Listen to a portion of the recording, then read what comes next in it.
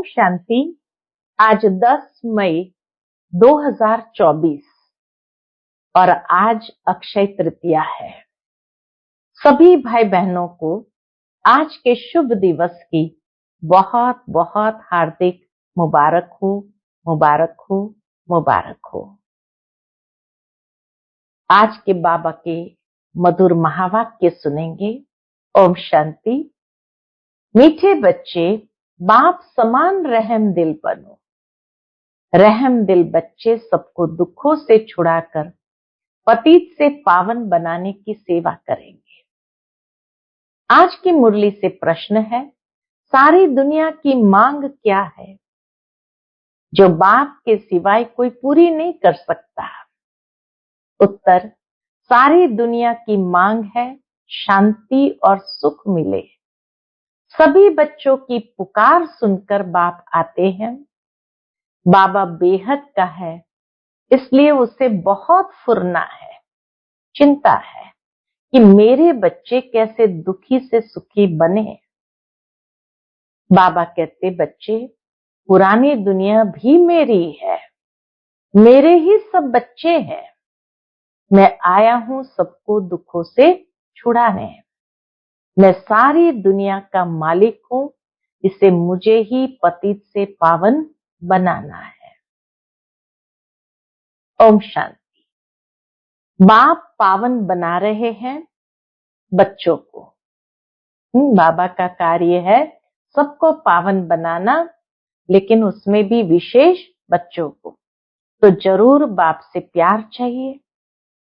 बल भाइयों भाइयों का आपस में प्यार तो ठीक है, एक बाप के सब बच्चे आपस में भाई भाई है, इसलिए प्यार होना ठीक है, परंतु पावन बनाने वाला एक बाप ही है, इसलिए सब बच्चों का लव एक बाप में ही चला जाता है। बाप कहते, बच्चों, मामेकम याद करो। यह तो ठीक है, तुम भाई भाई हो तो जरूर खीर खंड ही होंगे। बाबा बच्चों को ये भी प्रेरणा दे रहे हैं कि बच्चों को आपस में खीर खंड होकर के रहना है। एक बाप के बच्चे हो, आत्मा में ही इतना प्यार है, जबकि देवताई पद प्राप्त करते हो तो आपस में बहुत ही प्यार होना चाहिए। हम भाई भाई बनते हैं, बाप से वर्षा लेते हैं, बाप आकर सिखलाते हैं। जो समझने वाले होते हैं वो समझते हैं। यह स्कूल व बड़ी यूनिवर्सिटी है, ये बहुत बड़ी स्कूल व यूनिवर्सिटी है। बाप सबको दृष्टि देते हैं व याद करते हैं।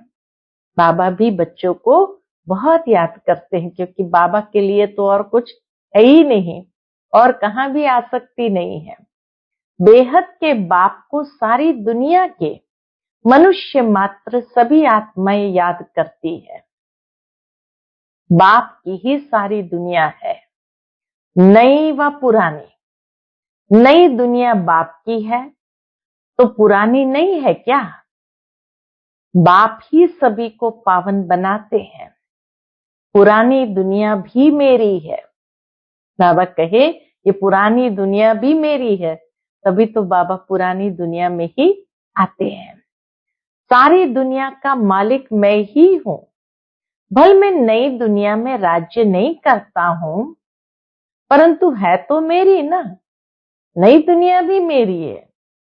मेरे बच्चे मेरे इस बड़े घर में भी बहुत सुखी रहते हैं और फिर दुख भी पाते हैं।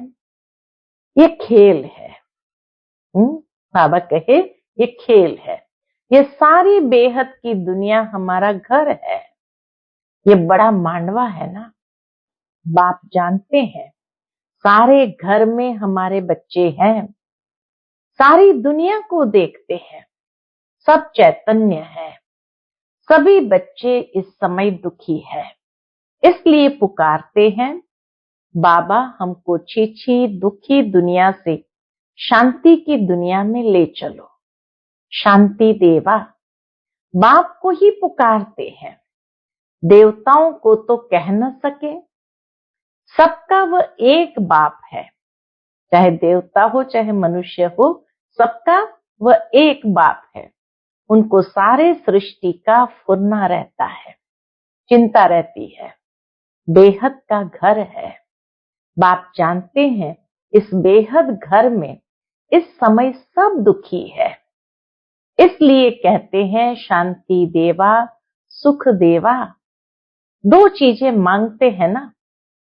अभी तो जानते हो हम बेहद के बाप से सुख का वर्षा ले रहे हैं। बाप आकर हमको सुख भी देते हैं तो शांति भी देते हैं, और कोई सुख शांति तो देने वाला है नहीं। बाप को ही तरस पड़ेगा, वह है बेहद का बाप। बेहद का बाप है, इसीलिए उनको ही तरस पड़ेगा। तुम समझते हो हम बाबा के बच्चे बहुत सुखी थे जबकि पवित्र थे। हम सभी बच्चे बहुत सुखी थे, तब जब पवित्र थे। अब अपवित्र बनने से दुखी हो जाते हैं, काम चित्ता पर बैठ काले पतित बन जाते हैं। मूल बात है कि बाप को भूल जाते हैं। जिस बाप ने इतना उच्च पद दिया, गाते भी है ना, तुम मात पिता हम बालक तेरे, तेरी कृपा से सुख घनेरे थे। सो फिर तुम अभी ले रहे हो, वह सुख घनेरे ले रहे हो, क्योंकि अब दुख घनेरे है। यह है तमो प्रधान दुनिया। विषय सागर में गोते खाते रहते हैं, समझते कुछ नहीं है। तुमको अब समझ आई है, तुम समझते हो कि ये रौरो नरक है। बाप बच्चों से पूछते हैं, क्या पूछते हैं? अभी तुम नरकवासी हो या स्वर्गवासी हो? जब कोई मरता है तो झट कह देते हैं स्वर्गवासी हुआ, अर्थात सब दुखों से दूर हुआ। फिर नरक की चीजें उनको क्यों खिलाते हो? यह भी समझते नहीं। बाबा कई इतनी बात भी समझते नहीं। बाप आकर स्वर्ग की स्थापना करते हैं, तुम बच्चों को राजयोग सिखलाते हैं। बाप कहते मीठे बच्चे, मैं तुमको ये नॉलेज सुनाता हूं, मेरे में ही ये नॉलेज है, बाबा के सिवाय और किसी में तो ये नॉलेज है नहीं। ज्ञान सागर मैं हूं। कहते हैं ये शास्त्रों की अथॉरिटी है, लेकिन वह भी आत्माएं है ना। शास्त्रों की अथॉरिटी भी तो आत्माएं है ना। यह भी समझते नहीं, बाप का ही पता नहीं है। बाप जो विश्व का मालिक बनाते हैं, उनके लिए कहते हैं, या कह देते हैं ठिक्कर बित्तर सब में है। व्यास भगवान ने क्या क्या बातें लिख दी। मनुष्य को कुछ भी पता नहीं है, बिल्कुल ऑर्फन बन आपस में लड़ते झगड़ते रहते हैं। बाप रचता और रचना को जानते नहीं।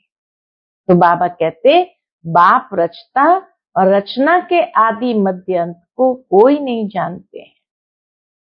बाप अपना और रचना के आदि मध्य अंत का राज समझाते हैं, और तो कोई बता न सके।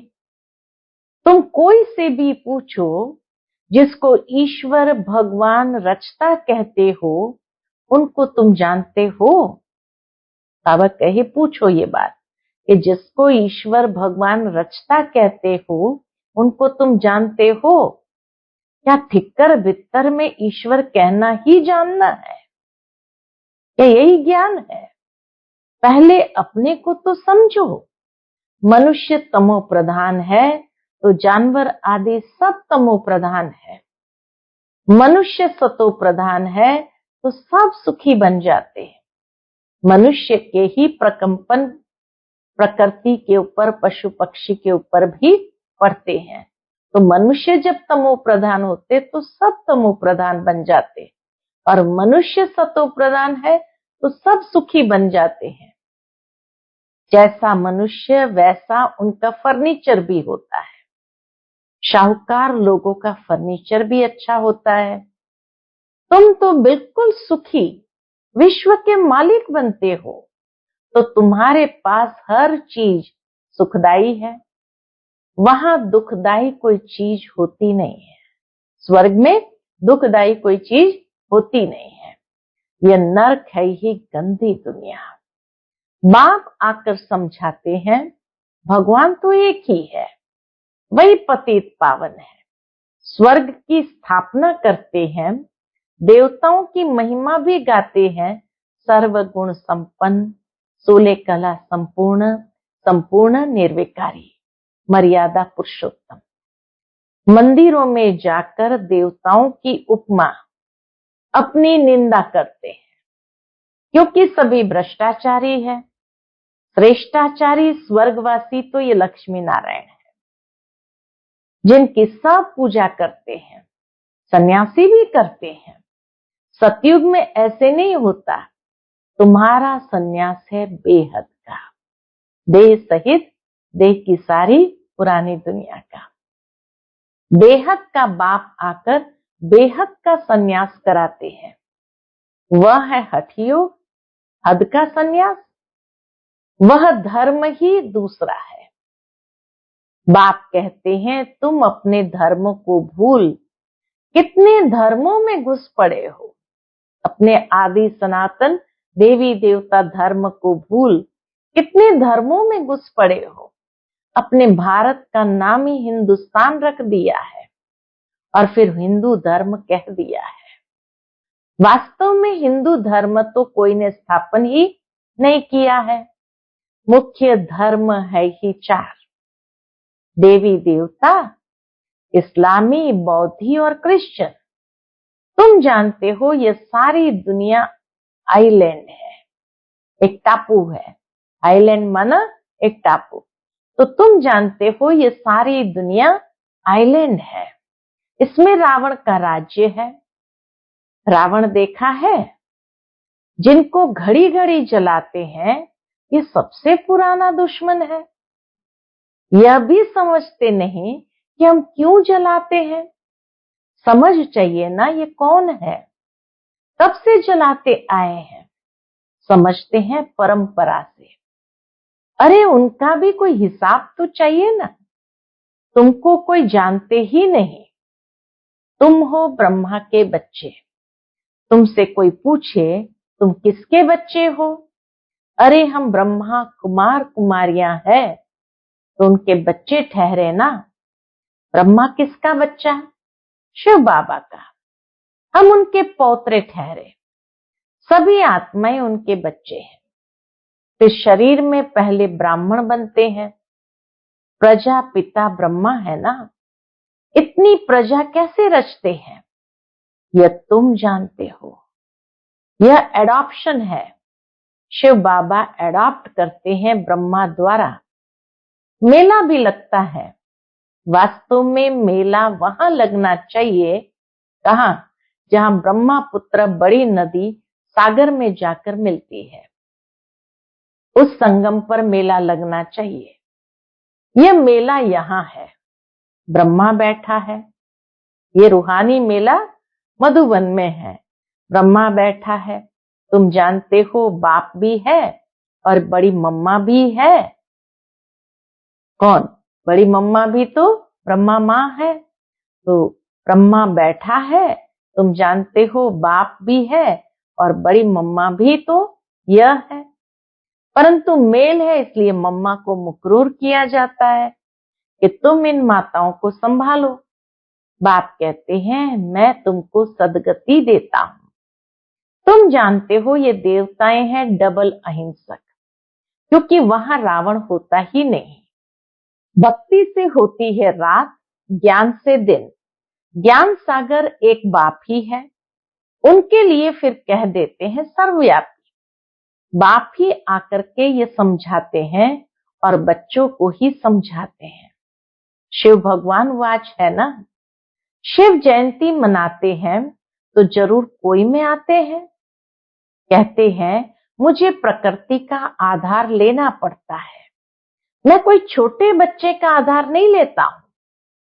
श्री कृष्ण तो बच्चा है ना, मैं तो उनके बहुत जन्म के अंत में सो भी वानप्रस्थ अवस्था में प्रवेश करता हूं।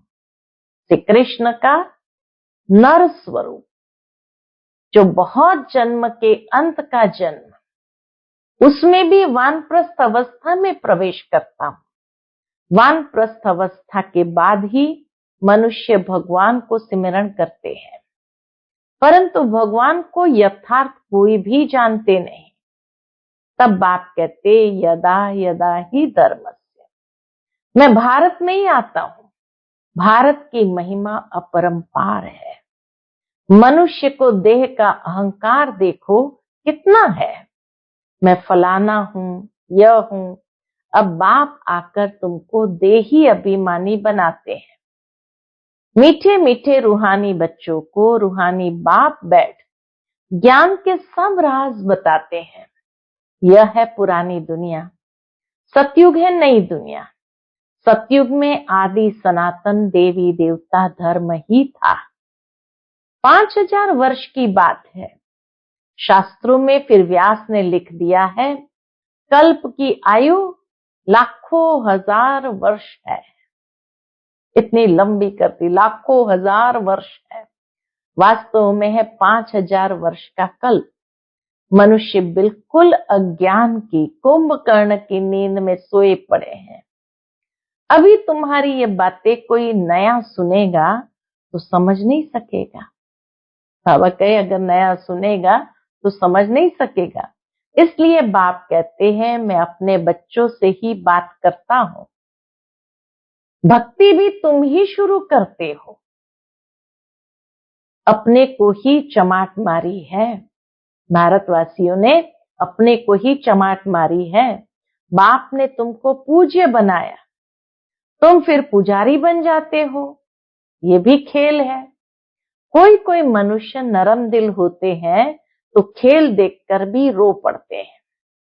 बाप तो कहते हैं जिन रोया तिन खोया। सतयुग में रोने की बात नहीं। यहां भी बाप कहते हैं रोना नहीं है। रोते हैं द्वापर कलयुग में।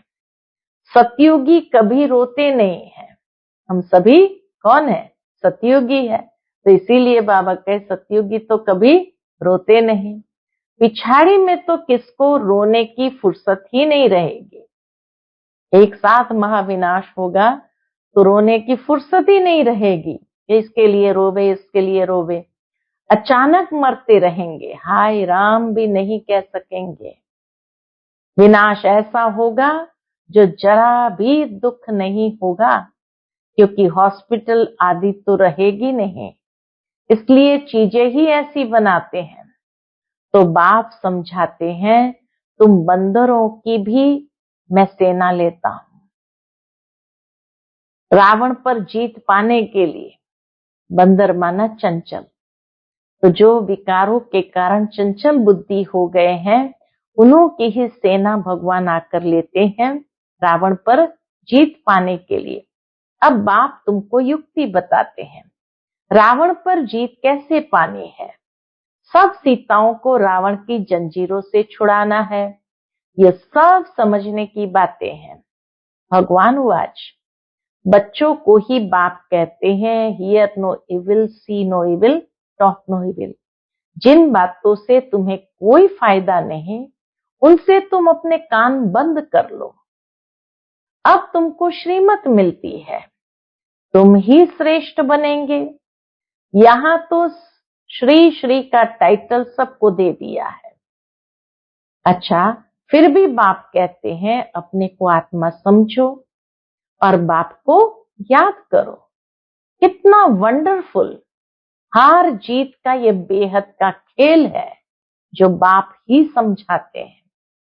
ये हार जीत का खेल सारा बाबा ही आकर के समझाते हैं। अच्छा, मीठे मीठे सिकिलदे बच्चों प्रति माता पिता बाप दादा का याद प्यार और गुड मॉर्निंग। रूहानी बाप की रूहानी बच्चों को नमस्ते। हम सभी रूहानी बच्चों की रूहानी माता पिता बाप दादा को याद प्यार, गुड मॉर्निंग और नमस्ते। नमस्ते, शुक्रिया बाबा, शुक्रिया। आज की मुरली से धारणा के लिए मुख्य सार है। पहली पॉइंट, बाप समान रहमदिल बनना है। सबको दुखों से छुड़ाकर पतित से पावन बनाने की सेवा करनी है। पावन बनने के लिए एक बाप से बहुत बहुत लव रखना है, तभी सहज पावन बन जाएंगे। दूसरी पॉइंट, बाप कहते हैं जिन रोया तिन खोया। इसलिए कैसी भी परिस्थिति हो तुम्हें रोना नहीं है। कुछ भी हो जाए, बाबा कहे तुम बच्चों को कभी रोना नहीं है। आज का बाप दादा का मधुर वरदान हम बच्चों के प्रति है, स्व के राज्य द्वारा अपने साथियों को स्नेही सहयोगी बनाने वाले मास्टर दाता भव। स्व के राज्य द्वारा अपने साथियों को स्नेही सहयोगी बनाने वाले मास्टर दाता भव। राजा अर्थात दाता। दाता को कहना व मांगना नहीं पड़ता। स्वयं हर एक राजाओं को अपने स्नेह की सौगात ऑफर करते हैं। स्वयं हर एक राजाओं को अपने स्नेह की सौगात ऑफर करते हैं। आप भी स्व पर राज्य करने वाले राजा बनो तो हर एक आपके आगे सहयोग की सौगात ऑफर करेंगे। जिस तरह दुनिया में राजा के सामने नजराना रखा जाता है, तो इसी तरह बाबा कहे आप भी स्व के ऊपर राज्य करने वाले राजा बनो तो हर एक आपके आगे सहयोग की सौगात ऑफर करेंगे। जिसका स्व पर राज्य है उसके आगे लौकिक अलौकिक साथी जी हाजिर जी हजूर हाँ जी कहते हुए स्नेही सहयोगी बनते हैं। परिवार में कभी ऑर्डर नहीं चलाना, अपनी कर्मेंद्रिय को ऑर्डर में रखना, तो आपके सर्व साथी आपके स्नेही सहयोगी बन जाएंगे। आज का स्लोगन है, सर्व प्राप्ति के साधन होते भी वृत्ति उपराम रहे तब कहेंगे वैराग्य वृत्ति। सर्व प्राप्ति के साधन होते भी वृत्ति उपराम रहे तब कहेंगे वैराग्य वृत्ति। ये नहीं जिसके पास कुछ है ही नहीं और फिर कहे भाई मैं तो बेहद का वैराग्य वृत्ति वाला हूं। नहीं, बाबा कहे जिसके पास सर्व प्राप्ति के साधन है, सुविधाएं हैं, और उसके बावजूद उन साधन सुविधाओं में बुद्धि योग न जाए, उससे जब वृत्ति उपराम रहे तब कहेंगे कि हाँ बेहद की वैराग्य वृत्ति है। अच्छा, ओम शांति।